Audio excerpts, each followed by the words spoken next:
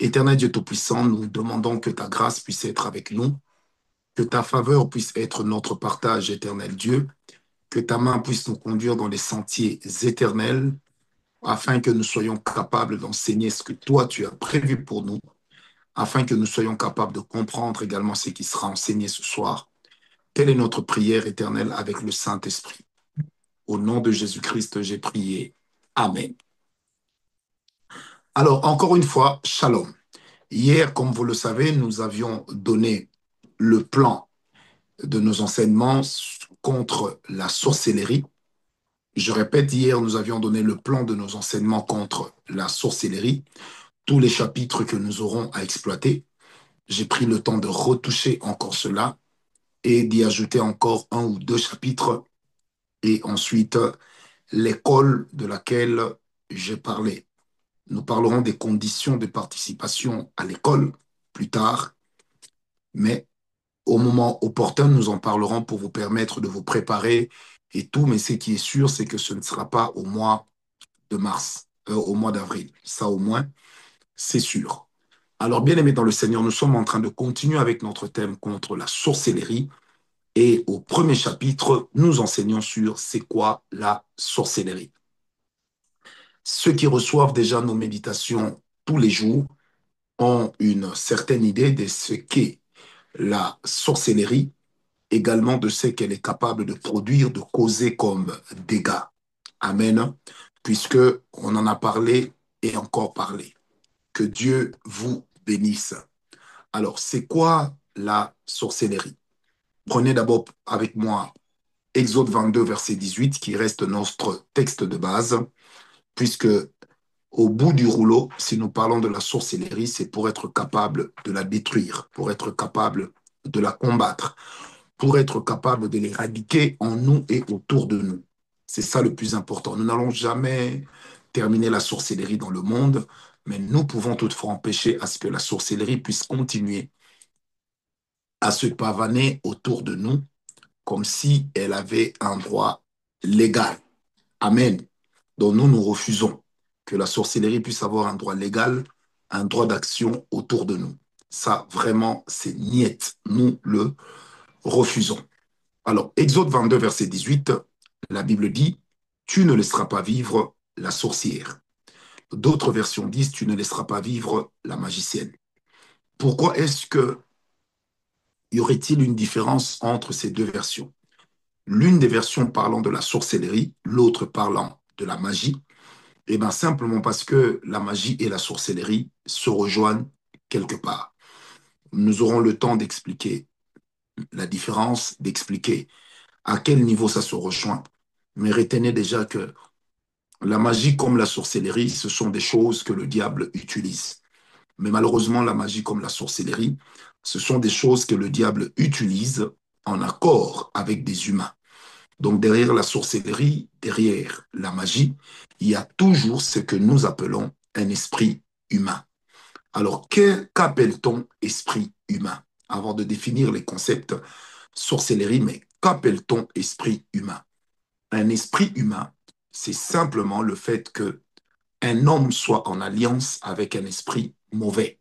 Ça veut dire, c'est aussi le fait que un homme puisse travailler avec un démon. Donc, c'est qu'il y a une alliance, il y a une entente qui réunit les deux entités, l'entité humaine et l'entité spirituelle que nous appelons l'esprit mauvais ou encore le démon. C'est pourquoi vous allez vous rendre compte que des fois, lorsque nous procédons à des délivrances de la sorcellerie, de l'envoûtement, de la magie et de bien d'autres choses, il arrive que l'esprit que l'on chasse puisse répondre au nom de la personne qui l'aurait délégué. Et la confusion qui règne à ce niveau parmi les enfants de Dieu, et ça crée d'ailleurs beaucoup de dégâts même dans nos familles respectives, c'est de se dire, mais comment ça se fait que cet homme peut-il posséder quelqu'un d'autre? Donc, je reprends, je disais, la sorcellerie, la magie et toutes ces choses ont pour point commun le fait que derrière cela, l'on puisse trouver des esprits humains. Alors, qu'est-ce que nous appelons un esprit humain? Un esprit humain, c'est un démon. mais un démon qui travaille avec une volonté d'homme. Un démon qui travaille parce qu'il y a une alliance qui le lierait à une personne, à une entité humaine. C'est pourquoi, bien aimé, ce genre de démons obéissent d'abord à la personne avec qui il est ou ils sont en alliance. C'est ça qu'on appelle les esprits humains.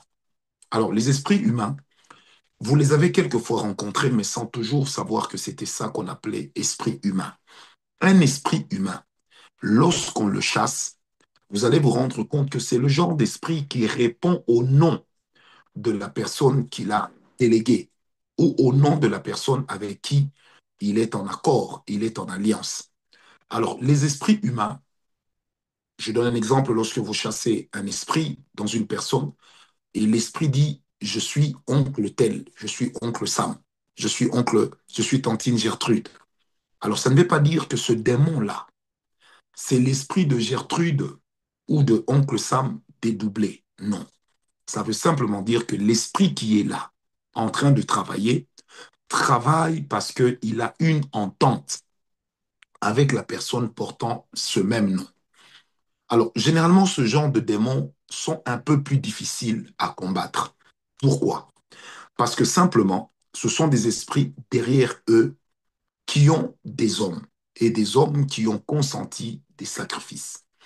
Des hommes, je répète, qui ont consenti des sacrifices. N'oubliez pas que dans le monde spirituel, l'une des voies prisées pour les alliances, ce sont les sacrifices. Je répète, dans le monde spirituel, l'une des voies prisées pour conclure une alliance, ce sont les sacrifices. Amen, amen. Alors, n'oubliez pas que, bien aimé, Dieu, notre Dieu, domine sur le monde spirituel. Et le monde spirituel, il y en a un, mais qui est divisé en deux. Il y a le bien et le mal, mais Dieu règne sur tout. Parce que la rébellion de Satan ne l'a pas amené à échapper au contrôle de Dieu. Amen, amen. Alors, donc, je disais que la voie prisée des alliances pour entrer en alliance avec une entité spirituelle, avec une divinité, ce sont les sacrifices. Pourquoi est-ce que d'un coup je vous ai expliqué l'organisation du monde spirituel? Parce que quand vous prenez le psaume 50, verset 5, psaume 50, verset 5, vous allez vous rendre compte que même notre Dieu fait alliance avec le peuple sur base des sacrifices. Je répète, même notre Dieu fait alliance avec le peuple sur base des sacrifices. Alors c'est pourquoi vous allez même remarquer que la mort de Jésus-Christ à la croix est un sacrifice. Jésus lui-même étant le sacrifice parfait qui s'est offert pour nous. Et c'est d'ailleurs pourquoi vous allez remarquer que lors de la célébration de la Sainte Seine, le Seigneur Jésus-Christ dit, prenez ceci, car ceci est mon sang qui est livré pour vous. Ceci est mon corps qui est donné pour vous. Faites cela en mémoire de moi. Mais quand il parle du sang, il parle de la nouvelle alliance. Amen, amen. Alors, cette nouvelle alliance-là est basée sur quoi? Est basée sur le sacrifice de Jésus à la croix. C'est pourquoi nous disons que le sacrifice de Jésus à la croix, c'est l'autel principal et c'est l'autel parfait.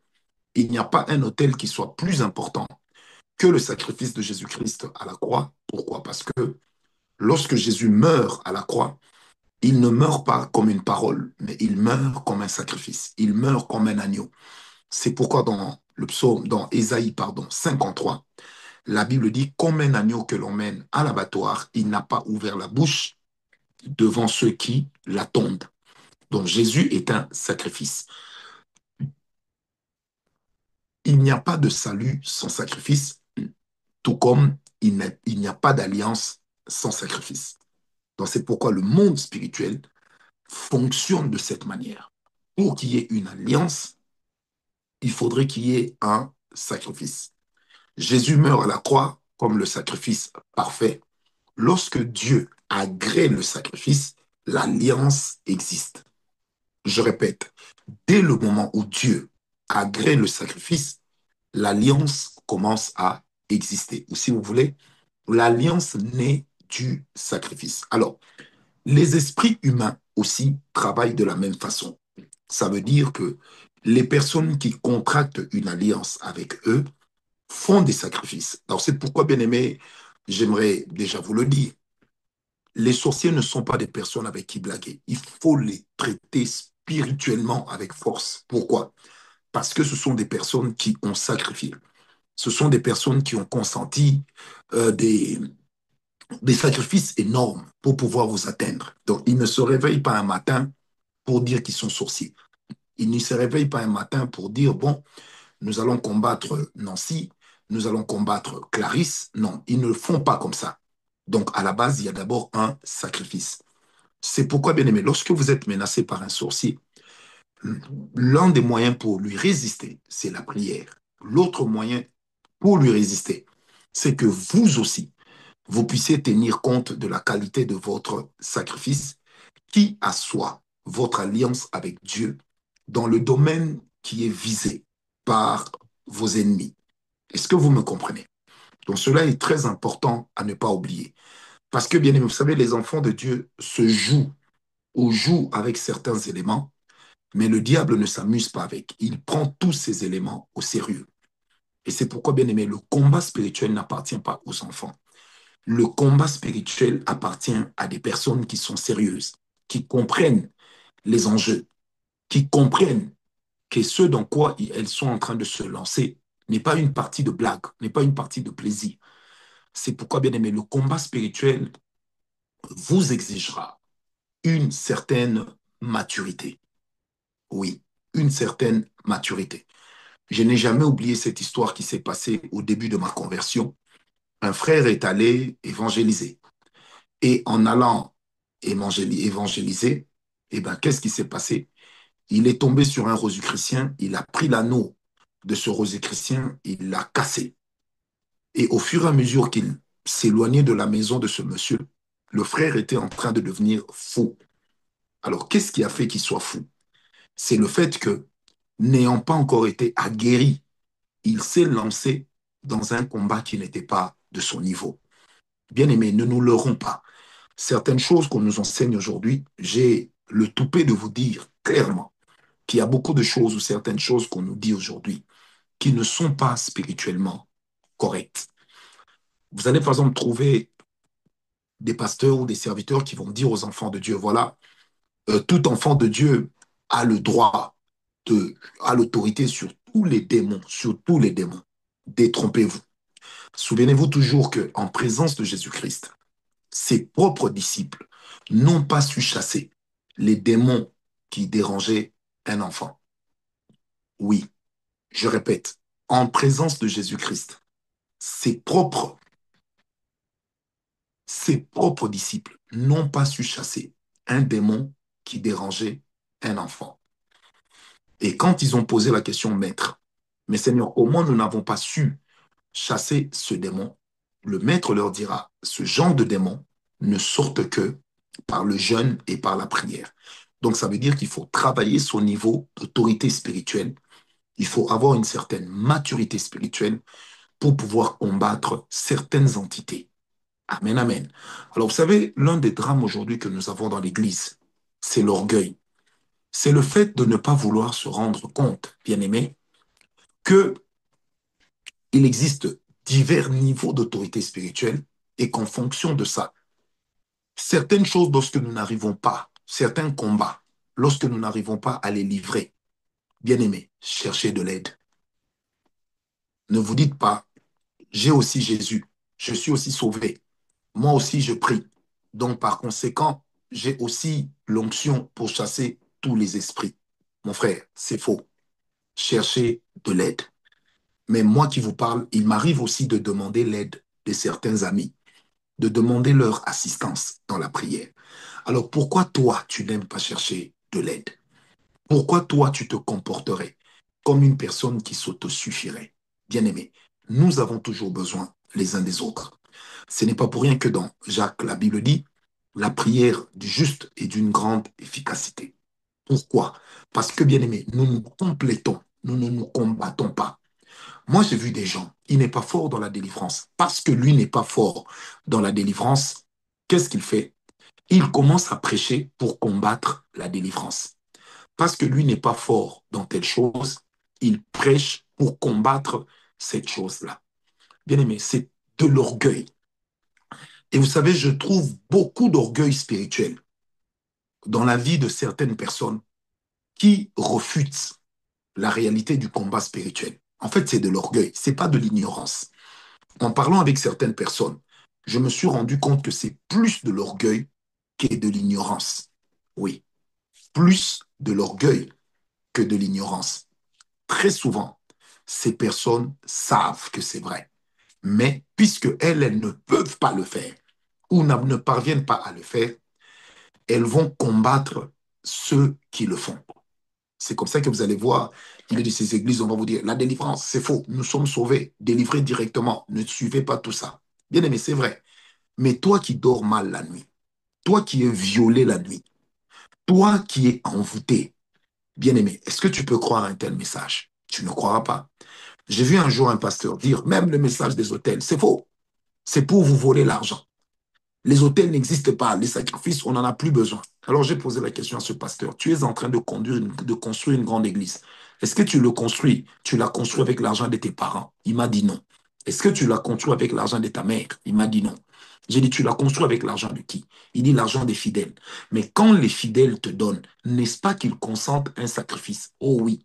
J'ai dit, maintenant, quand on parle de sacrifice ou de l'hôtel, quelle est la différence? Il était là, non, mais tu vois, j'ai dit non. Soyons sérieux. Lorsque je prends ce téléphone, moi je l'appelle directement téléphone. D'autres personnes l'appelleront portable. D'autres encore l'appelleront GSM. N'est-ce pas la même chose? N'est-ce pas la même chose? Je répète, j'ai ce téléphone. Moi je l'appelle directement téléphone. Certaines personnes vont l'appeler GSM.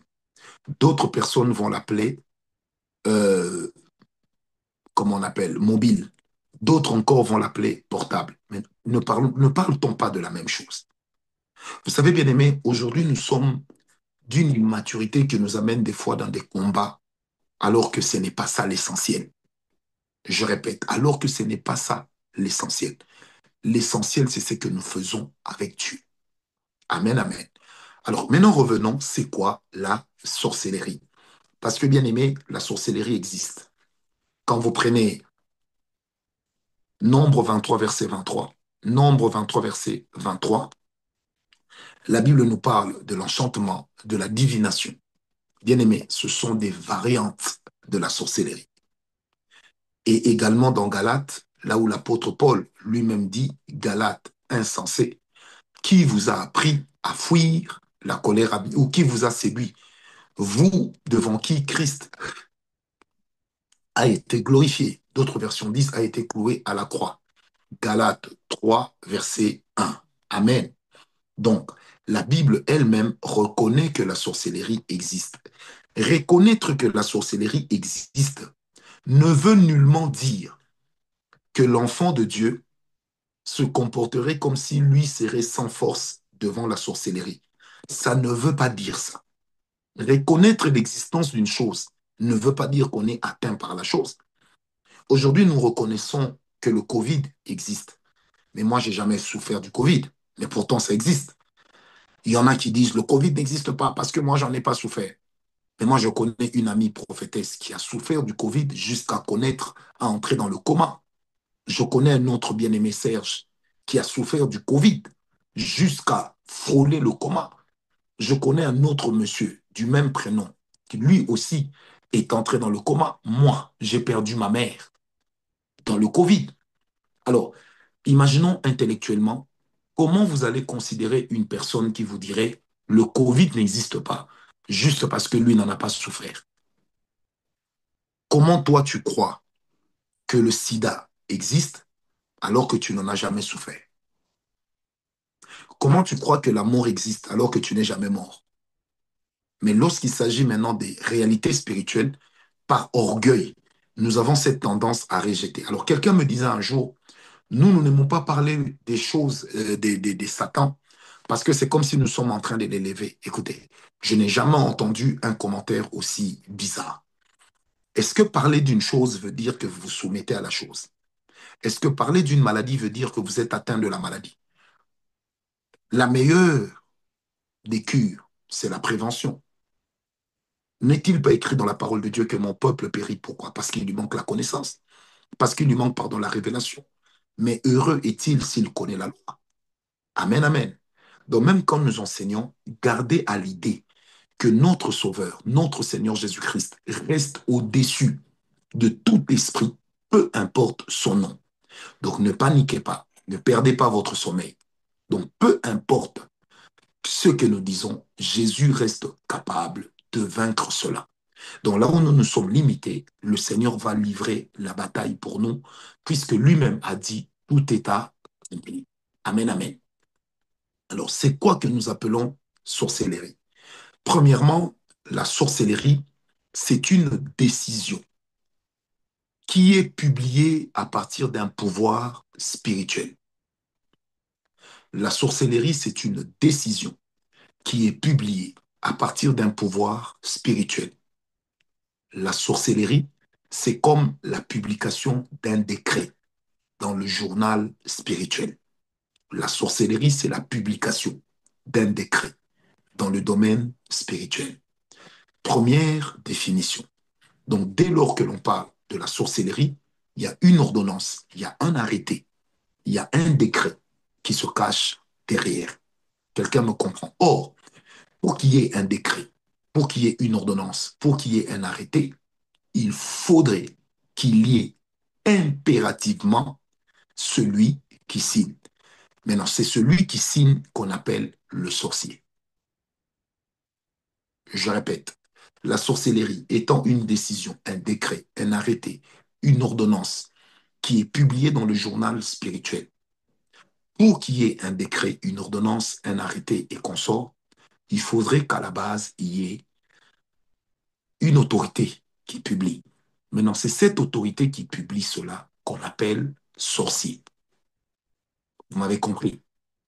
C'est comme lorsque on lit une ordonnance à la télévision, à la fin, on doit nommer celui qui a signé l'ordonnance. On doit donner le nom de celui qui a signé le décret ou l'arrêté. Pourquoi? Parce que son nom lui confère le pouvoir qu'il a. Et quand on dit le nom, on dit aussi la fonction. C'est comme ça que même dans le domaine de la sorcellerie, tous les sorciers ne sont pas au même niveau. Tous les sorciers ne font pas la même chose. Amen, amen. Deuxième définition de la sorcellerie. La sorcellerie, c'est une décision ou encore une volonté émise par une puissance supérieure. La sorcellerie, c'est une décision, c'est une volonté émise par une puissance supérieure. Ça veut dire que celui qui use de sorcellerie à l'égard de l'autre doit avoir une position supérieure, une certaine position dans le monde spirituel. Sa position de supériorité n'est pas forcément par rapport à la personne qui est attaquée, mais c'est d'abord par rapport à son rang dans leur organisation. Quand vous prenez Éphésiens 6, verset 12, dans la version parole vivante, la Bible parle d'une organisation satanique et la Bible les échelonne, comme pour dire que même dans le monde spirituel, il y a des échelles de pouvoir. Il existe des échelles d'autorité. Amen, amen. Que Dieu vous bénisse. Alors, prenez avec moi le psaume 3, verset 6. Psaume 3, verset 6 et le verset 7. Psaume 3, verset 6 et le verset 7. La Bible dit ceci. Je ne crains pas les myriades de peuples qui m'assiègent de toutes parts. Lève-toi, Éternel, sauve-moi, mon Dieu, car tu frappes à la joue mes ennemis et tu brises les dents des méchants. Qu'est-ce que ça veut dire, bien-aimé? Ça veut dire que malgré tout ce que tes ennemis peuvent être, ton Dieu demeure capable de te tirer d'affaire. Amen. Alors, quand nous parlons de la sorcellerie, bien-aimé, ça désigne également l'art d'interroger le sort ou le destin, et par extension, d'en modifier le cours. Ça veut dire, Axel, quand on parle de la sorcellerie, moi je vais douce, c'est l'art d'interroger le sort, le destin, pour vouloir modifier la courbe. Ça veut dire que si la courbe allait sur une ligne droite, la sorcellerie maintenant travaille à modifier la courbe, à modifier la trajectoire de la chose, de la destinée, la trajectoire de la personne. C'est comme ça que, bien aimé, même les sorciers, même le diable, ne marchent pas dans une perte de temps. Ils n'aiment pas perdre le temps. Amen. Donc la sorcellerie désigne l'art d'interroger le destin, le hasard. Pourquoi? Pour en modifier le cours. C'est-à-dire que la sorcellerie travaille pour modifier la courbe de ta vie. C'est comme ça que des fois, vous avez un enfant intelligent. Dès qu'il est envoûté, il n'aime plus l'école, il devient négligent. Voilà, il n'aime plus l'école, il ne réussit plus. Le succès le fuit. Et vous vous posez la question, mais qu'est-ce qui s'est passé? C'est ça l'œuvre de la sorcellerie. Ça veut dire on est en train de modifier la trajectoire de la personne. On est en train de modifier la courbe de la personne. Alors, si vous me posez la question, mais interroger le destin, oui. Parce que tout homme naît avec son destin. Tout homme naît avec sa destinée. Tout homme est créé avec un but. Même quand Dieu a créé l'homme, en le plaçant dans le jardin d'Éden, il y avait déjà un but qui était dévolu à cet homme. C'est pourquoi lorsque vous prenez Genèse 1, verset 26 au verset 28, Genèse 1, verset 27 au verset 28, la Bible dit ceci, créons l'homme à notre image, à notre ressemblance, afin qu'il domine. Donc, l'objectif de la création de l'homme est précisé avant sa création.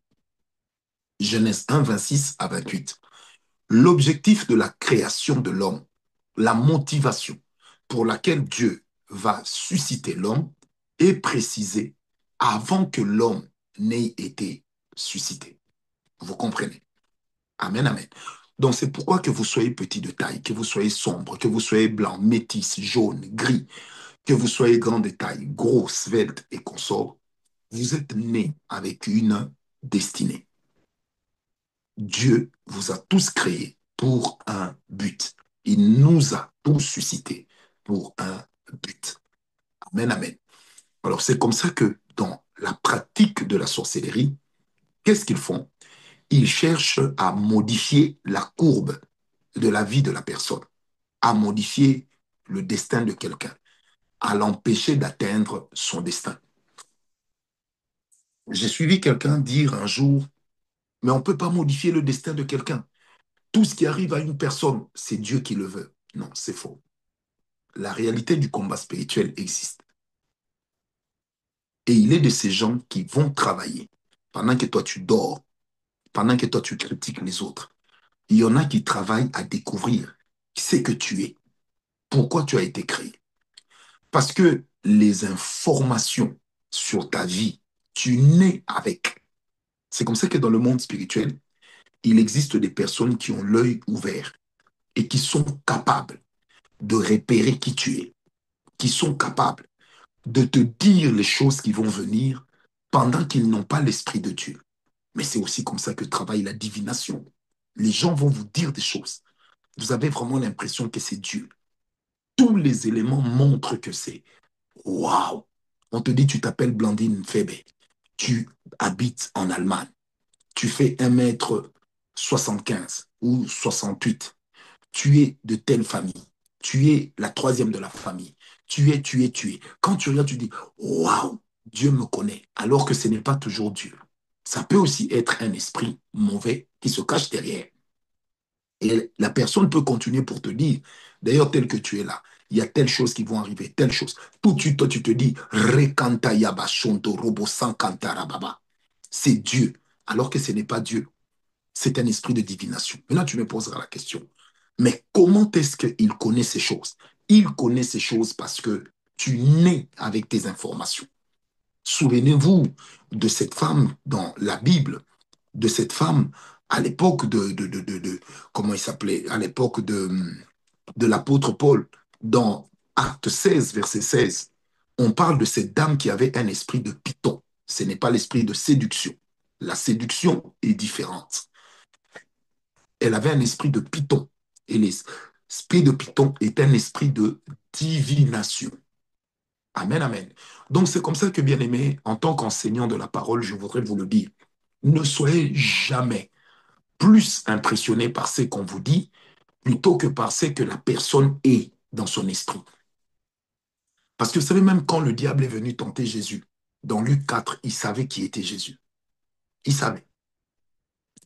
Dans Acte 16, verset 16, quand cet esprit l'a parlé, quand vous prenez ce qu'il était en train de lire, de se dire avant, tout ce que cette dame disait était vrai, mais pourtant, ce n'était pas l'esprit de Dieu qui était derrière.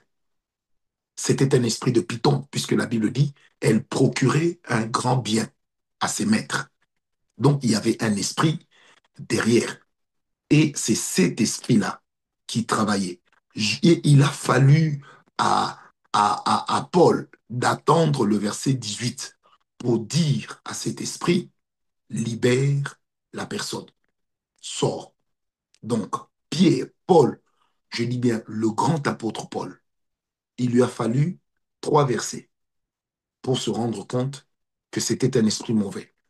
Il lui a fallu, et puis ces 3 versets, ce n'était pas le même jour, c'était plusieurs jours. Écoutez, Acte 16, verset 18, la Bible dit ceci. Acte 16, verset 18, la Bible dit, elle fit cela pendant plusieurs jours. Pendant plusieurs jours. Donc on ne dit pas 2, 3 jours, on dit plusieurs. Paul, fatigué, se retourna et dit à l'esprit, je t'ordonne au nom de Jésus-Christ de sortir d'elle. Et il sortit à l'heure même. Maintenant, prenons le verset 17. Le verset 17, la Bible dit quoi? Elle criait, ces hommes sont des serviteurs du Dieu très haut. Et ils vous annoncent la voie du salut. Est-ce qu'elle a menti? Est-ce qu'elle a menti? Ce qu'elle disait est vrai. Elle savait que c'est que les Paul annonce. C'est ça la voie du salut. Donc, elle avait cette capacité de comprendre. Mais Paul a attendu plusieurs jours pour que son esprit soit éclairé et qu'elle puisse chasser cet esprit mauvais. Amen, amen. Vous comprenez? Donc, pourtant, ce qu'elle disait était vrai. C'est pourquoi, bien-aimés dans le Seigneur, je vous en conjure par les meurtrissures de notre Seigneur Jésus-Christ, ne soyez jamais impressionnés par l'exercice des dons.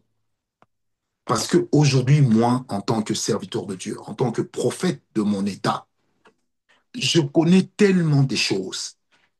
Aujourd'hui, je connais des personnes qui prophétisent, mais toutes leurs prophéties, c'est c'est une purge qu'elles ont subie, qu'elles ont achetée. Aujourd'hui, il y a des gens qui achètent des prophéties, qui achètent des paroles de connaissance et qui peuvent aussi drainer des foules, puisque nous sommes toujours impressionnés. Il a dit mon nom, il a dit mon avenir, il a dit mon passé. Mais est-ce que le diable ne sait pas qui tu es? Est-ce que le diable l'ignore? Est-ce que quelqu'un me comprend? Comment ils achètent ça? Mais avec l'argent. Va leur demander, moi, j'ai jamais été à leur place. Mais ce sont des choses qui m'ont été rapportées. Et j'ai déjà eu la confession de 2 ou 3 prophètes qui m'en ont parlé, des jeunes gens. Il y en avait un qui me disait même que depuis qu'il a renoncé, il y a un esprit qui est en train de le pourchasser et qui veut à tout prix lui donner la mort. Et qu'il avait peur, il craignait pour sa vie. Oui, il craignait pour sa vie. Moi, j'ai vu des gens s'appeler prophètes aller faire des offrandes dans les océans, dans les rivières, nus, en parlant à l'eau, pour que la sirène des eaux puisse leur inspirer. Or, c'est la sirène qui est propriétaire de la divination. C'est la même sirène qui est propriétaire de l'esprit incube et succube que nous appelons mari et femme de nuit. C'est pourquoi, bien aimé dans le Seigneur, soyez d'abord impressionnés par la qualité de la vie de la personne lorsqu'elle marche avec Jésus. Parce que la Bible dit que nous sommes dans les temps de la fin. Et dans les temps de la fin, le Seigneur Jésus a dit, laissez croître ensemble l'ivraie et le blé. Moi, j'ai été étonné à plusieurs reprises de me rendre compte que il y a des gens il est de ces gens qui viennent me voir, des profs, des serviteurs de Dieu, pour me dire, prophète, comment tu fais pour prophétiser? Comment tu fais pour voir les choses des gens? Comment tu fais pour parler sur les nations? Et ce que tu dis s'accomplit. Comment? J'ai dit, c'est simple, j'écoute Dieu.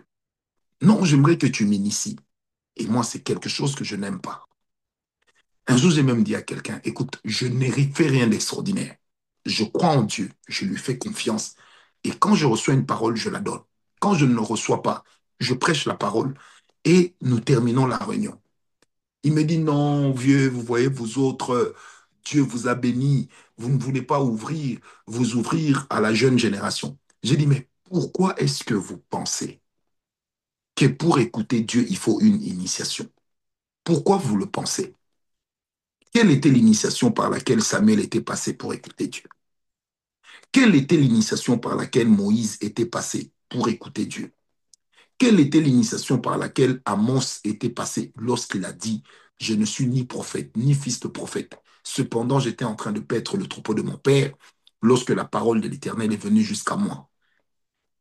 Qu'est-ce que Ésaïe a fait pour que pendant qu'il était dans le temple, que l'Éternel descende, qu'il voit la gloire de Dieu, qu'il s'écrie malheur à moi, homme, car j'ai vu l'Éternel, assurément que je mourrai. Bien-aimé, quand Dieu vous appelle à une chose, il vous donnera aussi l'équipement. Ne forcez rien. Amen, amen. Est-ce que quelqu'un m'a compris? Alors, la sorcellerie marche avec une pratique ou un verbe qu'on appelle ensorceler. Donc, que font les sorciers? Ils ensorcellent. Que font les sorciers? Ils ensorcellent. C'est ce que font les sorciers. Donc, ils ensorcellent les gens. Amen, amen. Et même quand c'est l'Éternel qui équipe, mais Dieu ne peut pas donner à tout le monde le même don. Dieu ne donne pas à tout le monde les mêmes capacités. Pourquoi toi, parce que tu ne prophétises pas, tu crois que tu es moins important que les autres? Pourquoi toi, parce que tu ne vois pas des visions, tu crois que tu es moins important que les autres? Pourquoi toi, parce que tu ne donnes pas des paroles de connaissance, tu crois que tu es moins important que les autres? Non. Dieu fait comme il veut. Il fait ce qu'il veut, avec qui il veut, quand il veut, de la manière dont il veut. Alors, que font les sorciers? Eh bien, ils ensorcellent. Ensorceler veut dire fasciner. Ensorceler veut dire fasciner. Et fasciner veut dire maîtriser, immobiliser quelqu'un par la puissance du regard. C'est ça qu'on appelle aussi hypnotiser. Fasciner ou hypnotiser, c'est maîtriser, immobiliser une personne par le simple fait du regard, parce que la personne se retrouve hypnotisée. Est-ce que vous comprenez déjà qu'avec cette définition, vous qui allez voir des gens qui vont vous hypnotiser, est-ce que vous réalisez déjà que ces personnes-là sont dans la sorcellerie et que pour hypnotiser, elles pratiquent la sorcellerie? Ensorceler, c'est prendre totalement le contrôle d'une personne. Ensorceler, c'est prendre totalement le contrôle d'une personne. Donc, celui qui travaille à vous ensorceler prend le contrôle de votre personne, de votre personnalité. Est-ce que vous me comprenez? Donc, celui qui ensorcelle, il prend le contrôle de votre personne. Il prend le contrôle de votre personnalité. C'est même comme ça qu'une personne ensorcelée, il lui arrive de poser des actes sans comprendre pourquoi elle le fait. Il lui arrive de poser des actes sans comprendre c'est quoi. Vous allez voir un enfant qui tape son père, qui tape sa mère. Un enfant qui empoisonne parce qu'il est ensorcelé. Un enfant qui ment comme il respire, qui vole comme il n'est pas permis parce qu'il est ensorcelé. En fait, ça veut dire que quand on ensorcelle une personne, on prend le contrôle de sa personnalité. On l'empêche de réfléchir normalement. On l'empêche de poser les actes qu'il faut. Cette personne a juste comme l'impression qu'il y a une force au-dessus d'elle qui est en train de guider ses actes, qui est en train de conduire ses actes. C'est ça, c'est cela ensorceler. Ensorceler, c'est aussi, troisième définition, ensorceler, c'est aussi partager sa sorcellerie avec quelqu'un. Ensorceler, c'est aussi partager sa sorcellerie avec quelqu'un. Une personne qui est dans la sorcellerie, en sorcelle et en ensorcelant, elle est capable de partager sa sorcellerie avec d'autres personnes. Est-ce qu'on me comprend? Donc c'est comme ça que seul un sorcier peut donner la sorcellerie à quelqu'un. Ni le hasard, ni le vent. Donc seul un sorcier peut donner la sorcellerie à quelqu'un. Amen. Seul un sorcier peut donner la sorcellerie à quelqu'un. Celui qui n'est pas sorcier ne peut pas donner la sorcellerie à une personne. Pour transmettre la sorcellerie à quelqu'un, il faut être sorcier. Parce qu'en sorceller veut dire partager sa sorcellerie avec quelqu'un. Oui. Amen, amen. En sorceller, c'est aussi amener une personne. En sorceller, c'est également amener une personne à vivre dans deux mondes parallèles au même moment. Un sorcier inconscient peut-il ensorceler? J'en parlerai. Ne soyez pas pressés. Amen, amen. Donc, ensorceler, c'est aussi amener une personne à vivre dans deux mondes parallèles au même moment. Amen. Ou des fois en des temps différents. Mais la personne vit dans un monde parallèle. C'est comme ça que certains d'entre vous ont déjà entendu parler de l'expression le monde pandamnium. Ça veut dire que ce sont des personnes qui vivent comme dans deux mondes. Vous avez votre enfant, il est sorcier. Vous le tapez ici. Le matin, quand vous vous réveillez, vous avez des courbatures.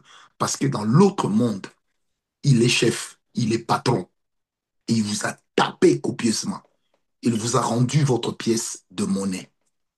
Il y a eu un grand musicien de chez nous qui a expliqué cette chose dans une chanson à l'époque qui avait fait rage. Ce, mus- Ce musicien expliquait simplement que certaines personnes que vous voyez dans le monde ici visible peuvent être des gardiens, peuvent être des pauvres. Mais dans le monde spirituel, dans le monde de la sorcellerie, ce sont des grands patrons. Je me rappelle lorsque j'habitais encore chez mes parents, nos voisins avaient engagé à un certain moment un vieux monsieur comme gardien. C'est ce que nous appelons dans notre jargon congolais sentinelle. Bien aimé, toutes les nuits, on pouvait entendre des oiseaux rares qui traînaient au-dessus de la guérite où dormait cette sentinelle-là, toute la nuit. Et je me rappelle que un de nos voisins, donc sa maison était gardée par un monsieur qui venait du village. Et ce monsieur, je parlais beaucoup avec lui, un vieux monsieur, il a dit, Francis, le monsieur là, cette sentinelle-là, c'est un grand sorcier. Je dis, oh, pourquoi? Il m'a dit, tu vois les oiseaux là, ils viennent le voir. J'ai dit oui. Il dit, ce sont des esprits qui viennent du village pour lui faire des rapports de la journée, pour lui dire tout ce qui s'est passé au village. Maintenant, regardez comment les sorciers peuvent être bizarres. Donc, dans le monde physique comme ça, ce n'est qu'une petite sentinelle qui touchait 50 dollars ou moins. Mais pourtant, dans la nuit, ce sont des chefs du village qui viennent lui faire des rapports, qui viennent lui dire, voilà, telle chose, c'était comme ça, telle chose, c'était comme ça. Vous voyez comment la sorcellerie peut être stupide. Donc, parce qu'il vit dans deux mondes. C'est ça la sorcellerie. Il vit dans deux mondes. La journée, il vous fait la cour. La nuit, il devient votre mari de nuit. Parce qu'il vit dans deux mondes. Il est pauvre la journée. La nuit, il est riche. Moi, je connais particulièrement des gens, il y a une profession chez nous qu'on appelle des camionneurs. Des camionneurs, souvent pratiqués par des personnes qui transportent des grands camions. Et ce sont des camions généralement qui acheminent comment ça s'appelait, les conteneurs depuis le port jusque dans la ville. Et quelquefois, avant, je ne comprenais pas quand j'étais petit, je l'entendais. J'entendais qu'on le disait. Mais quand j'ai grandi, surtout avec Dieu, j'ai compris ce qui se passe. J'ai compris ce qui se passe. Qu'est-ce qui se passe? Des fois, ils ont une pratique. Donc, quelqu'un peut surcharger son camion, mais le camion sera léger parce que spirituellement, il a pris le poids du camion. Il l'a déplacé et l'a posé sur le camion de quelqu'un d'autre. Et maintenant, lorsque les camions entrent dans la ville de Kinshasa, eh ben, il reprend son poids. C'est comme ça qu'il est de ces camions. Quand vous les regardez, c'est pas surchargé, c'est chargé. Mais quand vous entendez le grondement des moteurs, vous avez l'impression que c'est surchargé. Pourquoi? Parce que simplement, on aurait trafiqué le poids du camion par quelqu'un qui serait dans la sorcellerie. Est-ce que quelqu'un me comprend? Et en ce moment-là, on dirait de cette personne qu'elle est ensorcelée. Alors, ensorceler, c'est amener quelqu'un à vivre dans deux mondes parallèles au même moment ou en des temps différés. Vous avez les exemples de la téléportation. Quelqu'un qui est ici, qui disparaît, qui apparaît à un autre endroit. Il est téléporté. Vous avez le voyage astral. Vous voyez la personne ici, mais de l'autre côté, on la voit aussi, parce qu'il connaît un voyage astral. Et ça, c'est souvent pratiqué par les occultistes, mais aussi par les pauvres petits sorciers du village. Vous allez voir quelqu'un qui peut regarder l'eau pendant des heures, mais en fait, il n'est plus là. Il est dans cette eau, il est allé rencontrer leur déesse. Il va regarder un arbre pendant des heures, il va fixer l'arbre. En fait, il n'est plus là. Il est dans un autre monde. Il y a cette histoire qui m'a toujours effrayé. Nous étions petits à l'époque et nos amis, parmi nos amis, il y en avait qui avaient leur père qui était colonel. Ce père était dans la Rose-Croix. Et il y avait un colloque des Rosicruciens. Je ne sais pas c'était dans quel pays. Tenez-vous bien. Je ne sais pas c'était dans quel pays. Et leur père leur dira, je n'ai pas les moyens de voyager, mais je vais m'enfermer, que personne ne me dérange. Le papa est entré dans sa chambre. Il s'est enfermé pendant 3 jours. Et c'était exactement pendant 3 jours que se déroulait leur colloque en Europe. Bien aimé, lorsque les amis de ce papa ont ramené les cassettes, à l'époque les cassettes VHS, vidéo, ils ont ramené la cassette, les enfants du papa étaient surpris de voir leur père participant à la réunion. Donc leur père était présent parce que on l'a téléporté. Il a fait un voyage astral. J'ai parlé un jour avec un monsieur qui avait hérité de son père beaucoup de biens. Et ce monsieur me racontera. Il dit, prophète, j'étais cherché pendant des années. J'en avais besoin. J'ai dit quoi? Il me dit, non, mais tu sais que, il dit, son père est mort. Lui a tout laissé. Alors, il a récupéré la bague qui appartient à son père, sans savoir que cette bague-là était une bague mystique. Et ça avait une forme normale. Comme généralement, les gens pensent que quand vous mettez une chevalière avec une pierre précieuse, c'est toujours occulte. Non. Il est aussi de ces bagues qui ont l'air normales, mais pourtant qui sont occultes. Et le monsieur me dira, prophète, tu sais que tous les vendredis, Donc, tous les vendredis, quand il dort, il se retrouve autour d'une table avec les amis de son père, en train de participer à des réunions avec des prises de décisions. Je lui dis, mon frère, tu es déjà dans l'occultisme. Il dit, mais je ne me rappelle pas quand est-ce que j'avais dit oui. J'ai dit, cette bague-là que tu avais récupérée, c'est ça qui t'ouvre la porte pour les voyages astraux. Donc ta femme voit que tu dors, mais en réalité, toi-même, tu n'es plus là. Tu es parti ailleurs. C'est également comme ça que vous allez vous rendre compte qu'il existe des gens. Vous allez poser la question à votre enfant, la nuit, tu étais où? Oh non, la nuit, j'étais au village des grands-pères. Oh, la nuit, tu étais où? Oh, la nuit, j'étais au Japon. J'étais en Chine. Pourquoi? Parce que la personne a connu une téléportation. On l'a sortie. Vous me comprenez? La sorcellerie est mauvaise. Donc, on l'a sortie, on l'a amenée quelque part. Et on lui fait faire des choses. Des choses. Alors, c'est même comme ça, si vous suivez mes enseignements sur les 12 degrés de possession démoniaque des esprits de femmes et maris de nuit, quelque part, j'explique une chose. Déjà à partir du 10e degré, déjà à partir du 9e degré, j'explique comment la sorcellerie se manifeste aussi au travers des esprits de femmes et maris de nuit. J'explique ça. Oui, j'explique ça. Mais il est de ces gens comme ça. Tu es marié avec lui. Mais quand tu l'entends ronfler, il n'est pas là. Quand il dort, il n'est pas là. Il est sorti de son corps. Est-ce que vous savez que la Bible en parle? Prenez avec moi Ecclésiaste 12 et je vais m'arrêter par là. Ecclésiaste 12, pour ceux qui écrivent, notez. Ecclésiaste 12. La Bible, en fait, c'est un chapitre hautement spirituel. Vous pourrez lire tout le chapitre. Amen, amen. Vous pourrez lire tout le chapitre. Mais quand vous lisez Ecclésiaste 12, vers le début, il dit une chose.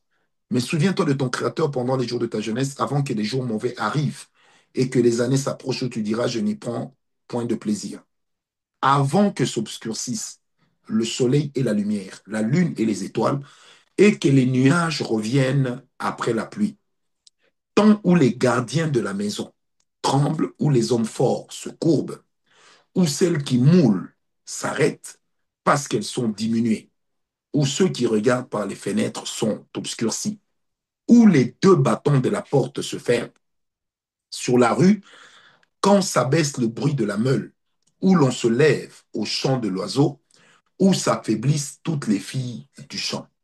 Continuons. Où l'on redoute ce qui est élevé, où l'on a des terreurs en chemin, où l'amandier fleurit, où la sauterelle devient pesante, et où la capre n'a plus d'effet, car l'homme s'en va vers la demeure éternelle, et les pleureurs parcourent les rues. Maintenant, écoutez le verset 6.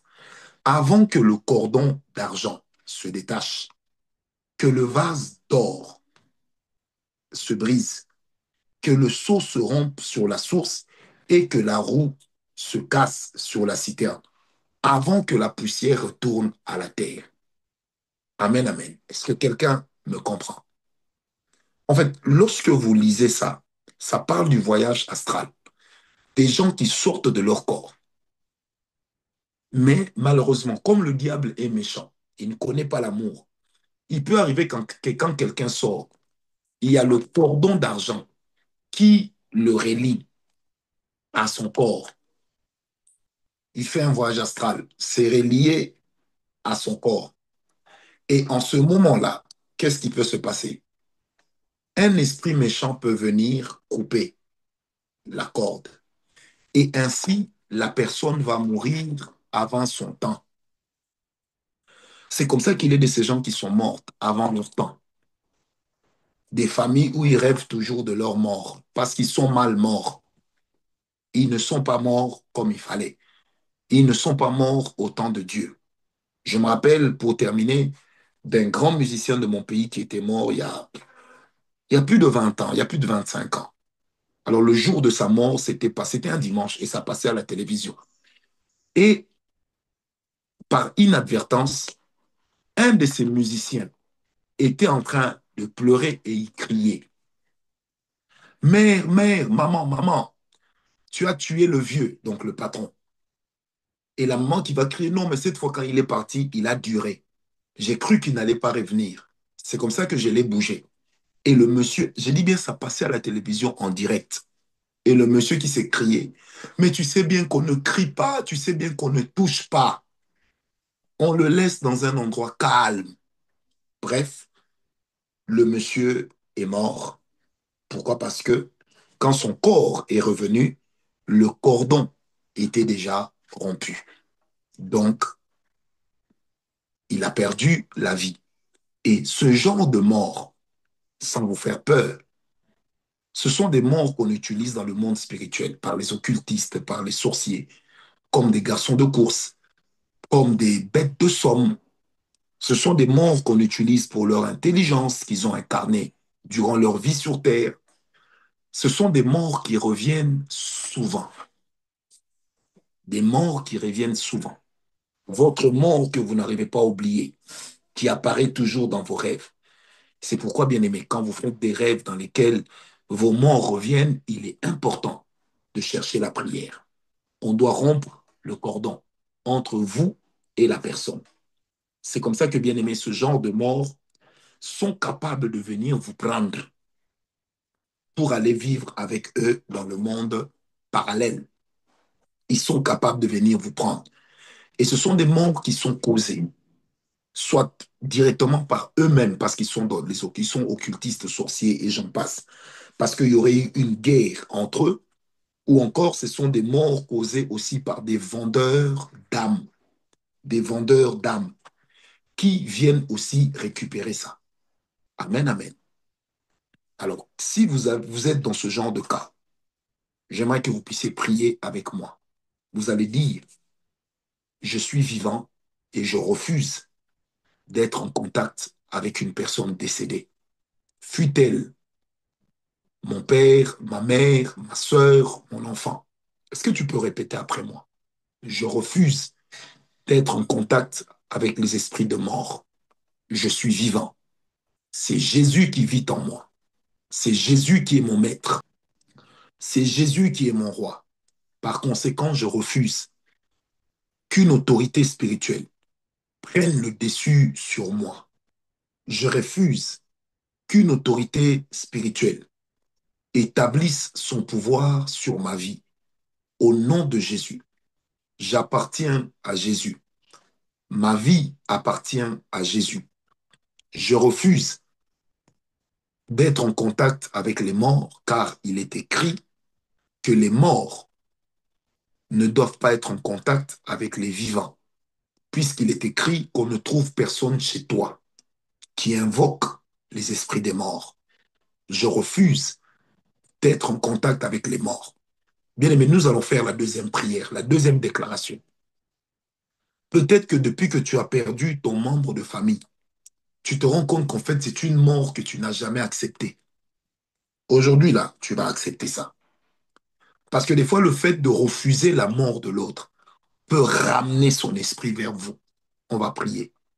Moi, je vais dire mon nom, toi, tu diras le tien. Moi, Francis Ngawala, je déclare ce soir, je déclare à compter d'aujourd'hui que tout mort qui me hante, que tout mort qui revient souvent dans mes rêves,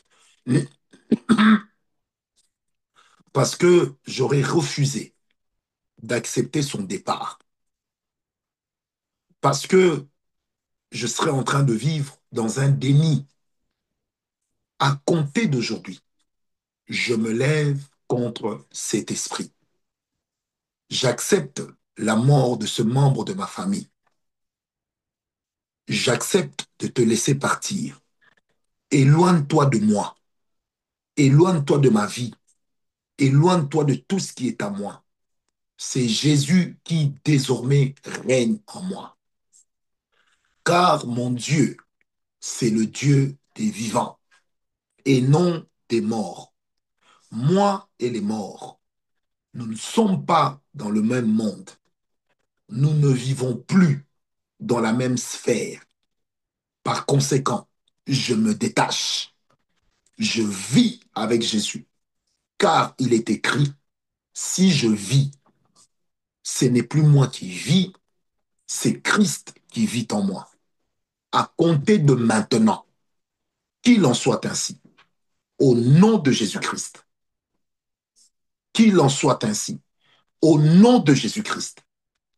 Amen. Amen. Que Dieu vous bénisse. Vous pouvez continuer la même prière chez vous, même si vous allez nous suivre en différé. Faites la même prière, elle gardera la même puissance. Paix et grâce dans vos vies et que Dieu vous bénisse abondamment. Paix et grâce. Vivez longtemps, que personne ne vous vole vos âmes, que personne ne vous arrache votre souffle de vie avant le temps, que personne ne s'incruste dans votre rêve, ni la nuit, ni le matin, ni le jour, ni l'après-midi, ni le soir, ni même quand vous êtes endormi et inconscient. Aucun esprit de mort n'entre en contact avec votre esprit. Au nom de Jésus, je coupe tout ce qui vous lie aux morts. Même si c'était vos morts, ils ne sont plus vos morts. Soyez bénis. Paix et grâce. Shalom. Shalom et shalom. Je vous retrouve demain matin. Paix et grâce.